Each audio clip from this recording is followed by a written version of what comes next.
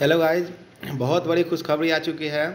जैसा कि आप लोग जानते हैं कि एसएसजीडी की वैकेंसी 27 अगस्त को आने वाली थी, लेकिन वो किसी कारणवश पोस्टपोन कर दी गई थी। और कारण सिंपल सा था कि बस वो प्रीवियस जो जीडी का वैकेंसी चल रहा था ना, उसका बस वो फिजिकल का डेट अनाउंस नहीं हुआ था। तो ऑफिशियली लगभग सभी मतलब क्या बोलते हैं, सभी डिपार्टमेंट ने अनाउंसमेंट कर ही दिया है। सीआईएसएफ ने, सीआरपीएफ ने, सब ने अनाउंसमेंट कर ही दिया है कि 23 से लेकर के 27 तक, सॉरी 23 से सितंबर से लेकर के अगले दिसंबर तक ले फिजिकल चलेगी। मतलब पूरा कैलेंडर जारी कर दिया है। तो चलिए, अभी बहुत बड़ी खुशखबरी आ चुकी है आप सब लोगों के लिए। बहुत बड़ा सरप्राइज़ है। मतलब लोग इतना एक्सपेक्ट नहीं कर रहे थे। जितने भी लोग थे बोल रहे थे 25,000 30,000 समथिंग आएगा, लेकिन एसएससी ने पूरा सरप्राइज़ कर दिया लोगों को। चलिए बात करते हैं हम लोग सबसे बड़ी वैकेंसी का, एसएससी जीडी का। तो इसका जो फॉर्म है ना, आज से शुरू हो गया है। आज कहने का मतलब है कि कल 5 रात में आया था नोटिफिकेशन, तो मुझे 6 से ही शुरू हुआ लगभग, कह सकते हैं कि आज से लोग को पता चलेगा, फॉर्म भरना शुरू करेंगे। तो फॉर्म का जो स्टार्टिंग डेट है कब है, तो 5 तारीख फॉर्म का स्टार्टिंग डेट है, देख सकते हैं यहाँ पे, और लास्ट है 14 तारीख। और हम आप लोग से कहना चाहेंगे कि 14 तारीख का वेट ना करें, इस महीने के 15 तारीख तक सभी लोग अपना फॉर्म भर ले, क्योंकि एसएससी का हालत बहुत बुरा हो चुका है। उसका वेबसाइट से प्रॉपर काम नहीं करता है। जैसा कि प्रीवियस देखने को मिला है, लोग बहुत से बच्चे भर नहीं पाए हैं, रोते रहते हैं कि मेरा फॉर्म छूट गया, ये हो गया, वो हो गया। तो इसकी आने नहीं दीजिए इस सब बातों को। आप लोग बस फॉर्म आज शुरू हुआ है, बस आज कल में देखिए और फॉर्म अप्लाई सभी लोग करके निश्चिंत हो जाइए, पढ़ाई पे ध्यान दीजिए। अब बात करें इसका एग्जाम डेट का, तो इसने इसका एग्जाम डेट भी टेंटेटिव जारी कर दिया है कि जनवरी फरवरी का क्या होगा, एग्जाम होगा। और साथ ही साथ इन्होंने ये भी अप्लाई करने का ऑप्शन दे दिया है कि अगर किसी बच्चे से फॉर्म में थोड़ा सा मिस्टेक हो गया है तो उनको सुधार करने के लिए विंडो भी दे दिया है। कब कब का, तो 5 तारीख और 7/11, मतलब 5 नवंबर से लेकर के 7 नवंबर तक का वक्त दे दिया गया है, 2 दिन तक ले फॉर्म सुधारने का। तो चलिए आगे बात करते हैं, सीट कितना है टोटल। तो सीट देख करके आप लोग बहुत मज़े में आ जाइएगा। चलो दिखाते हैं आप लोग को वैसे सीट वाले कितना है। सो देखते बढ़िए, देखिए देख सकते हैं टोटल सीट कितना है, 39,481। कितना है, 39,481 सीट है। देखिए नीचे यहाँ पे, इसमें से मेल कैंडिडेट का सीट है 35,612 और फीमेल का कितना है, 3,869 वैकेंसी है। अब बात करते हैं कि पोस्ट वाइज, जैसे बीएसएफ की बात करें तो सबसे ज़्यादा वैकेंसी इस बार कितनी वैकेंसी है, देख सकते हैं यहाँ पे 13,306 मेल की बात करें पहले हम। फिर बात करें सीआईएसएफ की तो 6,430। बहुत लोगों का ड्रीम पोस्ट होता है सीआईएसएफ। बहुत लोग क्या जीडी में भी फॉर्म भरते हैं, सबका फर्स्ट प्रेफरेंस सीआईएसएफ ही होता है। फिर सीआरपीएफ की बात की जाए तो 11,299 वैकेंसी है। एसएस भी बहुत कम वैकेंसी इस बार भी आई है, पिछली बार की तरह ही। आईटी भी 2500 वैकेंसी है। आसाम राइफल 1148 वैकेंसी है। इस बार एसएस से बहुत वैकेंसी आई ही नहीं, मतलब 35 वैकेंसी, लेकिन इस बार एनसीबी की वैकेंसी जोड़ दी गई, 11 वैकेंसी जोड़ दी गई है। तो जो भी लोग इंटरेस्टेड है अपना देखिए, और ये बहुत बड़ी वैकेंसी इस बार के लिए। और फॉर्म का जो है अभी इतनी वैकेंसी आई है और इसका जो है बढ़ेगा, मतलब हर जितने एसएससी का है तो जितने वैकेंसी है उसमें 10,000 15 पोस्ट बाद में बढ़ती है। और ये 39,000 आई है लगभग, मान लीजिए 40,000 के आसपास है, तो वैकेंसी बढ़ के 50,000 पार हो ही जाएगी, ये कंफर्म है, इसमें कोई शक नहीं है। ठीक है, तो हम लोग आगे बात करते हैं इस डेट के, इसमें कुछ इंपॉर्टेंट चीज़ के बारे में। जैसे हम लोग फॉर्म भरते हैं, जिसमें सबसे मुश्किल आता है लोग का एज क्राइटेरिया के बारे में लेकर के, कि एज का क्या है। तो एज का बात करें हम लोग, तो इसमें ना एज लिया गया है 2002 से लिया गया है। कब से लिया गया है, 2002 से लिया गया है, क्योंकि बहुत सारे लोगों का एज खत्म हो गया है। देख सकते हैं लिखा हुआ है एज के बारे में यहाँ पे 14 पॉइंट में।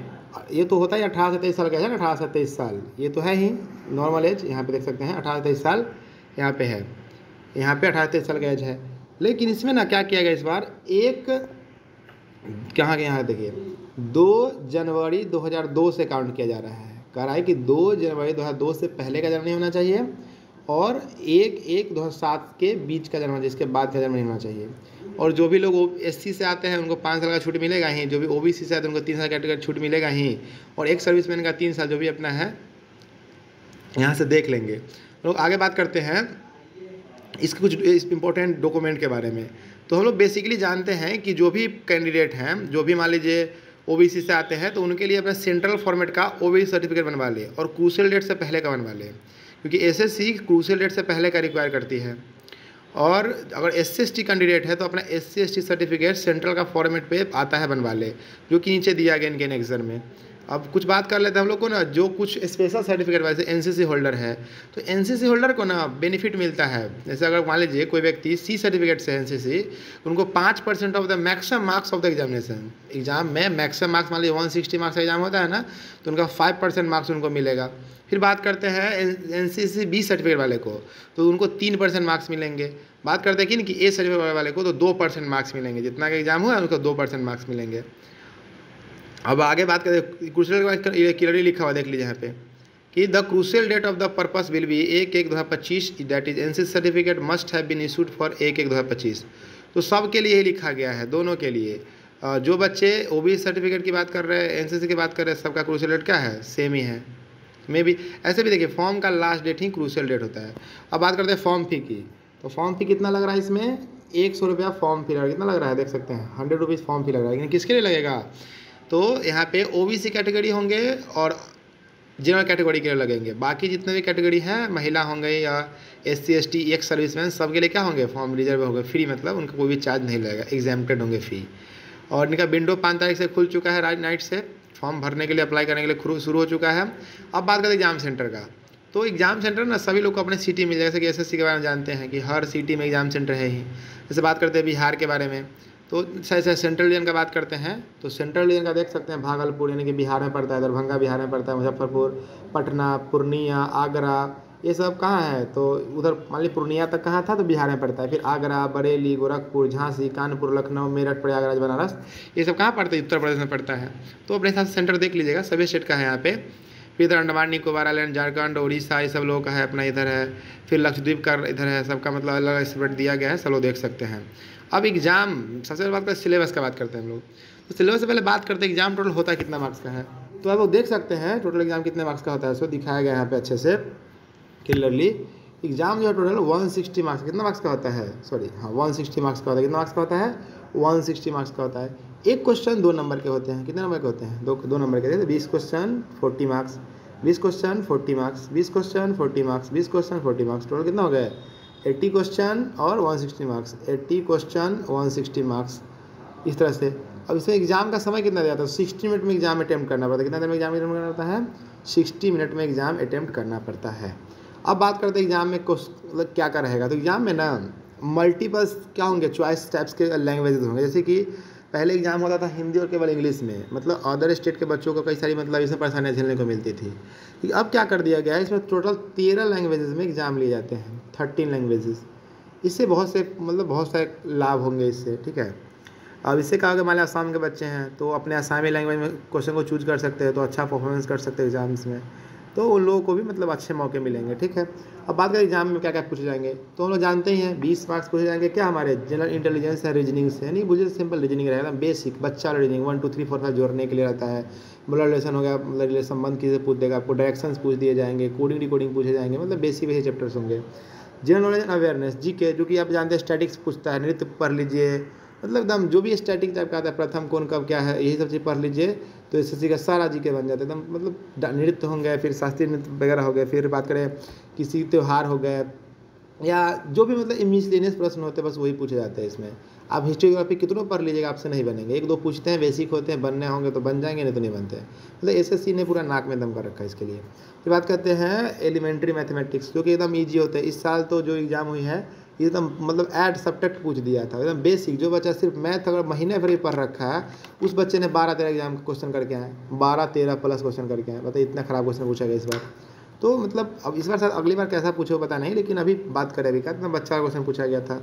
बात करें हिंदी का, तो हिंदी में तो सब दिन वैसा GD का रहता है, मतलब वही बेसिक सा हिंदी, ये शुद्ध करिए, शुद्ध वर्ड को शुद्ध मतलब वही है, शुद्ध वर्ड पूछेगा आपसे, शुद्ध वाक्य करना बोलेगा, विलोम शब्द बोलेगा, पर्यायवाची शब्द बोलेगा, मुहावरे लोगोक्ति रहेंगे, एक पैसेज रहेगा 4-5 नंबर का, वो सब दिन फिक्स है, तो ये रहता ही है, ठीक है। इसमें निगेटिव मार्किंग भी देखिए, पिछली बार था 8 क्वेश्चन पे आपका 1 क्वेश्चन काटा जाएगा, यानी अगर आप 8 क्वेश्चन गलत करते हैं तो आपको एक सही क्वेश्चन का आंसर काट लिए जाएंगे। लेकिन ऐसा नहीं, इसमें 4 में क्या इस बार क्या किया गया, इस बार भी 8 किया गया है। बताइए, ये तो बहुत बुरे हो रहे हैं। मतलब एक तो एग्जाम इतना ईजी पूछ रहे हैं और एग्जाम में निगेटिव मार्किंग है ही नहीं एक तरह से पूछे तो आप तुक्का लगा सकते हैं बढ़िया से इसमें। फिर बात करते हैं इसका सिलेबस। देखिए यहाँ पे डिटेल सिलेबस दिया गया है, ये आपको हम प्रोवाइड कर देंगे, नोटिफिकेशन पढ़ लीजिएगा, मिल जाएगा आपको इसमें से। अब बात करते हैं फिजिकल का, बात करते हैं। जैसे फिजिकल भी एकदम बेसिक है इसका, सब बस मेल के लिए है 5 किलोमीटर की रनिंग, मेल के लिए 5 किलोमीटर की रनिंग कितने मिनट में, 24 मिनट में। और जो भी लद्दाख रीजन से आते हैं उनके लिए रनिंग कितना है, 1.6 किलोमीटर की रनिंग 7 मिनट में है।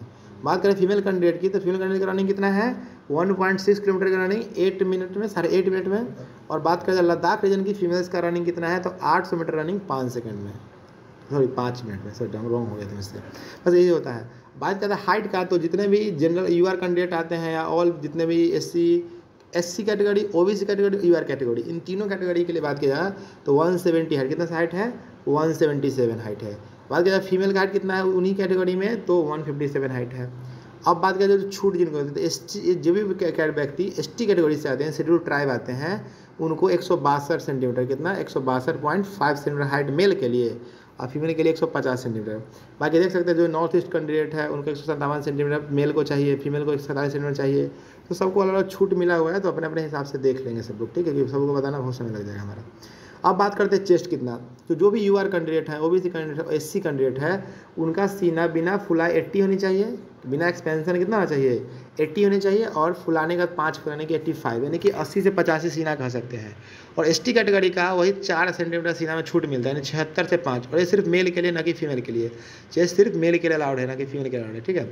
अब बात करें वेट का, तो वेट का स्पेशल चार्ट को दिया गया है आपको, वो वेट आपको बहुत जरूरी है क्योंकि बहुत सारे लोग वेट में फेल करते हैं। ऐसा बेसिकली बताया जाता है, अगर मान लीजिए कोई चार्ट में लिखा गया है कि आपका एज मिनिमम 60 kg से 64 kg होने चाहिए, उनके बीच के चलेंगे एकदम परफेक्ट। और एक चीज़ और शर्त होता है, अगर आपका 5 किलो ज़्यादा वजन है फिर भी चल जाएंगे, और अगर 5 किलो कम भी वजन है फिर भी आपका वजन चल जाएगा, ठीक है। अगर आपका वजन 5 kg प्लस है फिर भी चलेंगे, अगर आपका वजन 5 kg कम है फिर भी चलेगा। ऐसा मतलब हम मेडिकल एक बार करवाए हैं तो उसमें देखे हैं ऐसा हुआ था, मेरा वजन था 71 kg, मेरा 64 kg क्राइटेरिया था, तो 5-6 kg तक हमको छोड़ दिया गया था कि आप वजन कम कर सकते हैं, तो उतना रिलीफ दिया जाता है, तो आप उसके हिसाब से अपना वजन रख लीजिएगा। और हाइट और वजन के हिसाब से होता है वजन होता है, ठीक है, तो सब कुछ देख लीजिएगा। अब बात करते हैं, मान लीजिए आपकी जॉब हो गई, फिजिकल क्वालिफाई कर गए, तो आपको मेडिकल में जाना होगा, तो मेडिकल के लिए क्राइटेरिया क्या है, उसके कुछ डॉक्यूमेंट ले जाने पड़ते हैं। तो बेसिक्स आप मैट्रिक फॉर्म भर रहे हैं तो मैट्रिक का डॉक्यूमेंट चाहिए, मैट्रिक डॉक्यूमेंट क्या चाहिए, तो मैट्रिक का मार्कशीट और मैट्रिक का मूल प्रमाण पत्र, ये 2 चीज़ चाहिए, फिक्स्ड है।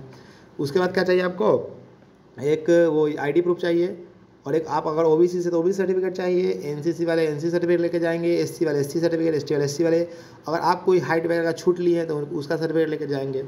और उसके बाद कोई और डॉक्यूमेंट कोई चाहिए नहीं। हाँ, एक और चीज़, स्टेट वाइज फॉर्म होता है, ये स्टेट वाइज मतलब वैकेंसी होती है इसकी, तो आपको डोमिसाइल भी लगाना पड़ेगा, बस यही बेसिक डॉक्यूमेंट और कुछ भी नहीं चाहिए। और आप लोग याद रखिए, आप लोग क्रूशियल डेट से पहले का डॉक्यूमेंट बनवा लेंगे, यानी कि जो लोग नहीं बनवाए हैं सर्टिफिकेट, अगर अभी अप्लाई कर देते हैं तो आपका बन जाएगा।